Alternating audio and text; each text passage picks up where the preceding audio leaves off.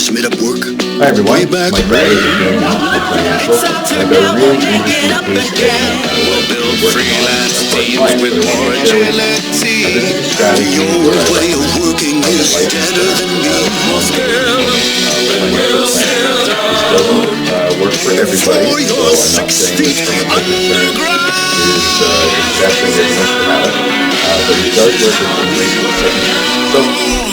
the case is, it's a 30-year-old male. Tough questions and tense moments dominating former Starbucks CEO Howard Schultz's testimony on Capitol Hill. Senate Committee Chairman Bernie Sanders grilled him and others about the company's labor practices. Schultz is facing accusations of union busting as workers at nearly 300 coffee shops avoided to join Starbucks Workers United. Have you ever threatened, coerced, or intimidated a worker for supporting a union? I've had conversations that could have been interpreted in a different way than I intended.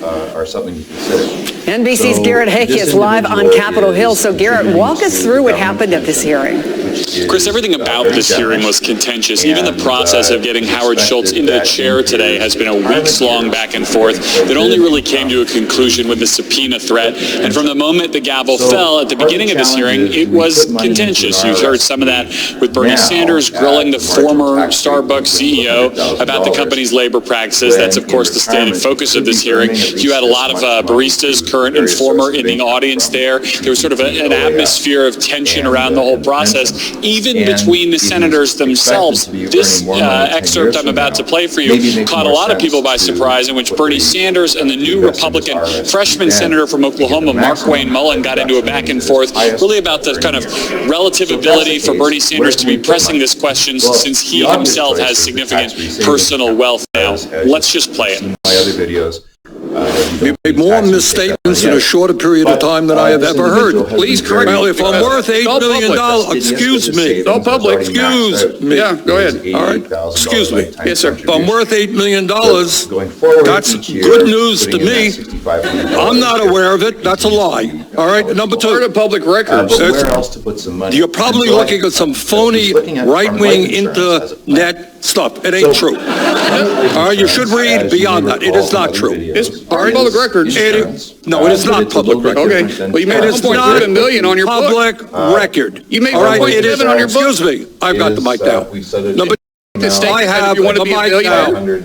Got it. Did you not make that statement? You had your time. All right? You're not telling the truth. Second of all, you got no evidence that I have ever said that all CEOs are corrupt. I have never, ever said that.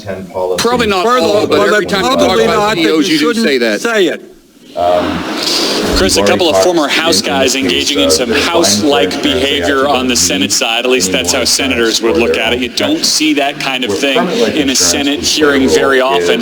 It's demonstrative of how much more heat than light was probably shed during the course of this hearing, where you did have some Republicans defending the sort of larger business practices of Starbucks. Some Republicans, Mike Braun of Indiana, kind of taking the more pro-union position than other folks might suggest, kind of getting into the wonky business at hand here about how Starbucks, may or may not, the relationships they have with their workers. But again, a very heated hearing front to back, including exchanges like that one between the lawmakers themselves.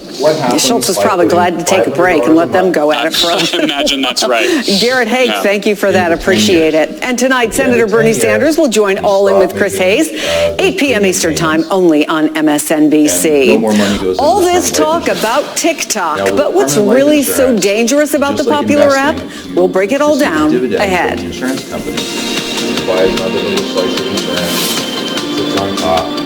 A man, his tractor, and his family. These are the Upshaws. Though he goes by Shaw, which stands for skilled hands at work. From cutting hair, mowing grass, to roasting marshmallows, he's got a grasp on what matters most. There's a story in every piece of land. Run with us on a John Deere tractor and start telling yours. Get a 1-Series tractor starting at $134 per month. Learn more at johndeere.com/1series.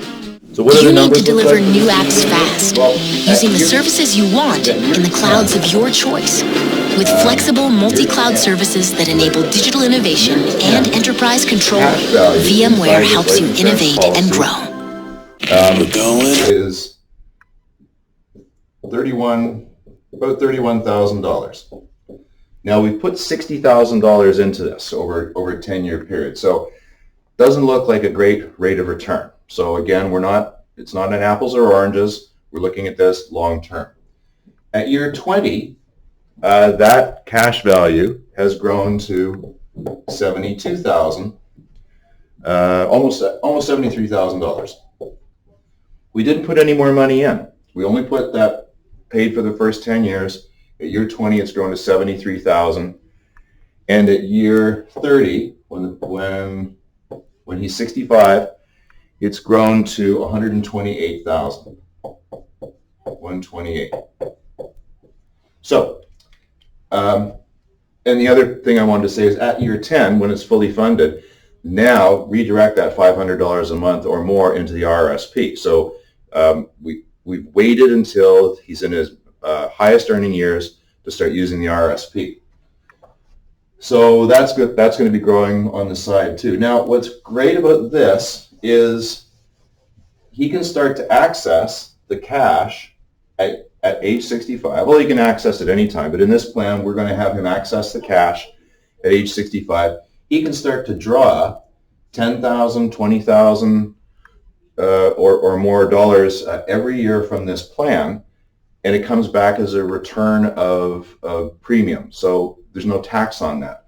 So he can supplement, let's just say we're going to make it $10,000 a year. So there won't be any taxable impact. There's no clawback on any of his government entitlements. And by this time too, at age 30, that death benefit has grown to $223,000. So if he draws $10,000 from this every year, that's going to last for more than 10 years because this is still going to grow. And when he dies, that full death benefit gets paid out minus however much he's borrowed from that. So I know that probably sounds a little complicated, but we've got the TFSA, we've got the government pension, we've got this permanent life insurance plan that's going to provide some income, and the RSP that he's going to start after year 10. So we've got several different pieces of this plan. So I hope that provides a little bit of food for thought about where permanent life insurance policy may fit in your financial plan. So please let me know what other topics you'd like to hear about. It's Mike Riley with Gaining Altitude Financial, helping you gain altitude and gain confidence.